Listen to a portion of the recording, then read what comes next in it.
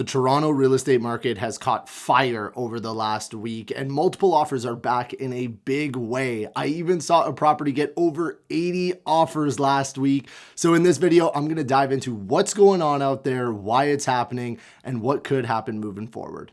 What's going on, everybody? Welcome back to the channel. If you're new here, my name is Demetres Giannitsos. I'm a local real estate agent here in the greater Toronto area and group leader with eXp Realty. If at any point you're watching this, you want to get in touch with me about what's going on in the market or your real estate plans moving forward, I've left a link down in the description below where you can click and book a call right into my calendar. Alternatively, if you're not ready to book a call and you just want to search some properties for free, I've left a free download link to my app that I use for myself and all my clients.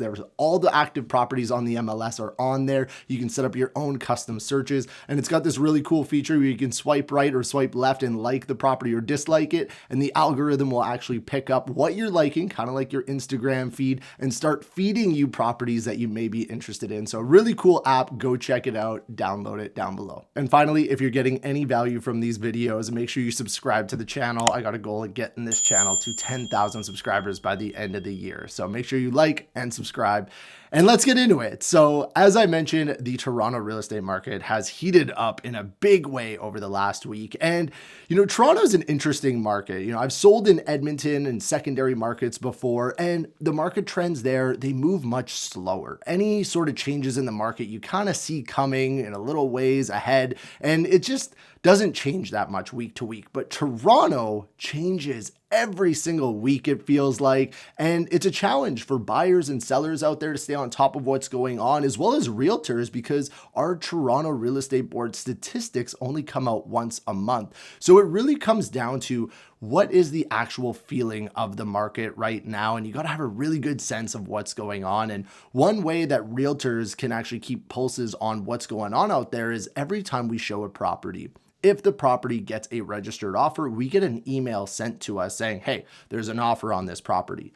And I will say, within the last week, my email inbox has been blowing up from all these properties that I've shown that are getting 5, 10, sometimes 20 offers. So if I see this for one property, I kind of just look the other way. Maybe they priced it extremely low, or it was a very nice property, fully renovated. But last week, it was almost every property that I've shown. Most properties are getting set up with multiple offer situations and offer dates now.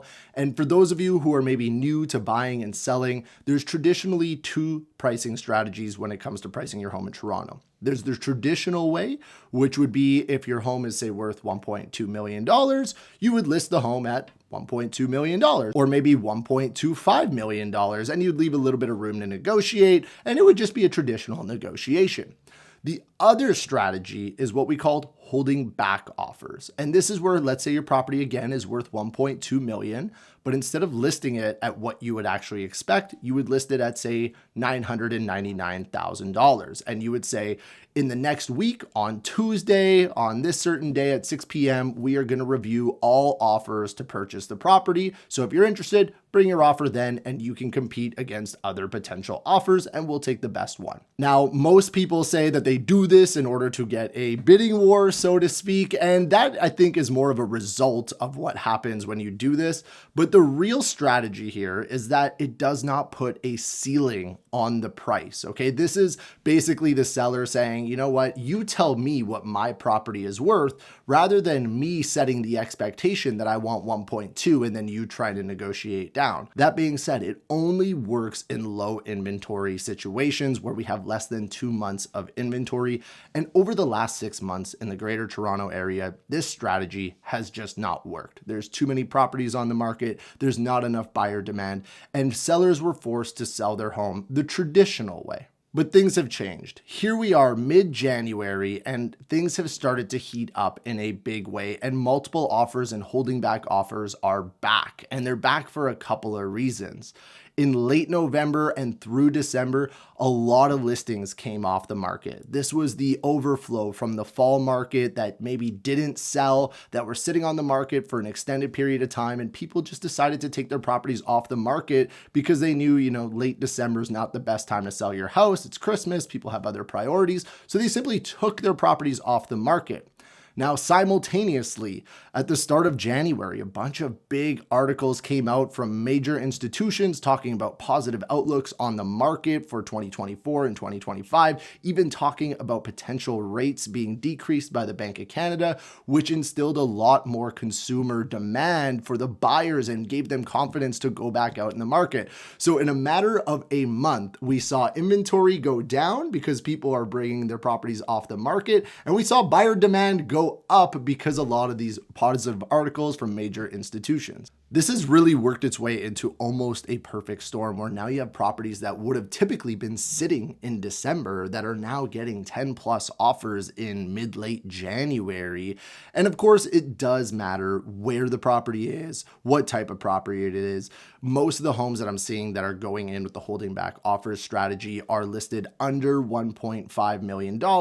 And they're typically, in those hotter areas within 20 minutes of downtown.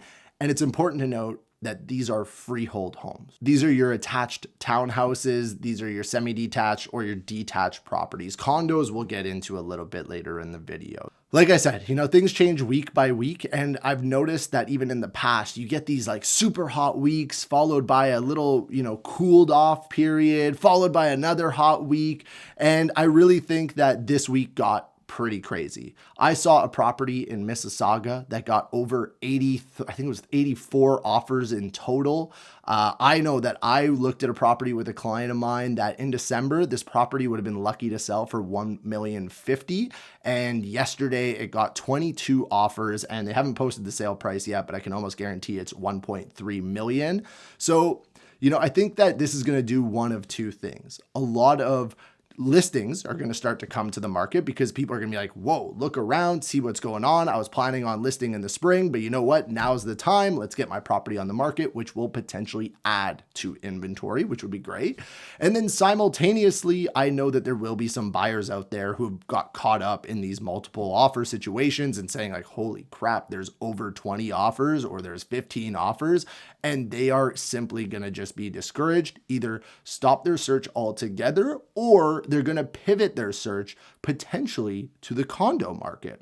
So that could start to ease things in the condo market, bring inventory down there, and things could actually start to heat up in that market as well. All that to say, if you're looking to get into the market, just be a little bit more prepared for some competition. I think the competition is going to lead straight into the spring. Like I said, it's going to kind of differ week by week, but at the end of the day, you just got to get out there, look at properties, and if you find the right one, you go for it. This is what we've been used to over the last, 3-4 years before all the chaos with the higher interest rates. This was the norm. Are we returning to it full time? We'll have to wait and see, but I do know that there's also a lot of inventory in the condo sector for anybody looking to get in the market there. There's still a ton of good deals there. And if you're looking to list your home, I highly suggest that you check out the video that I dropped last week on when the best time to list your home is. It's really going to depend on the type of property you have, the location, the price point, everything. So I highly suggest that you reach out to your trusted agent and make a plan moving forward because like I said, you want to be ready to go when the market heats up for one of those hot weeks to just hit the button, put it on MLS and give yourself the best chance to sell for the highest possible price. Like I said before, if anybody wants to get in touch with me, a link is down below where you can book directly into my calendar. I hope that helps give you guys a pulse as to what's going on out there in the Toronto real estate market. And I look forward to seeing you on the next video.